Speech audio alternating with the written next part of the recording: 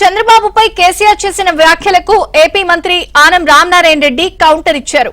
Chandrababu statesman అని ప్రపంచమంతా గుర్తించిందని, కేసీఆర్ కు నచ్చితే ఎంత నచ్చకపోతే ఎంత అన్నారు. దీనికి ఆచుడు దీనికి గురువు చంద్రబాబు నాయుడు. చంద్రబాబు నాయుడు చెప్పిన లెక్కల బిజినెస్ వచ్చేది ఉంటే, ఎంఓఎల్ సక్సెస్ అయ్యేది ఉంటే ఆంధ్రప్రదేశ్లో ఈ పాటికి 20 లక్షల కోట్లు వచ్చి ఉండాలి. ఆయన ఫస్ట్ టైం అలా సీఎం ఉన్నప్పుడు ఆ ఊళ్ళో పెట్టగలదు, వైజాగ్లో, అమరావతిలో కాదు వైజాగ్లో పెట్టిండు. వైజాగ్లో ఎవరు వెళ్ళి ఎంఓఎల్ చేసిన వాళ్ళంటే వంట మనుషులు అని చెప్పిండ్రు.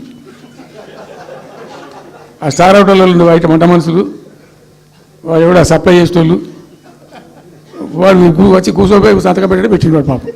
అవునే అంటే పాపులర్ అయింది అది. ఇప్పుడు మరి ఎక్కడ పెట్టుబడులన్నీ ఎక్కడ చెప్పండి. ఆఖరికి 10,000 కోట్లు అన్న రావాలి, 15 లక్షల కోట్లు, 6 లక్షల కోట్లు, 8 లక్షల కోట్లు. కానీ ఒక రాజకీయ పార్టీ మాత్రం అత్యంత హేయమైనటువంటి మార్గాన్ని ఎంచుకుంది.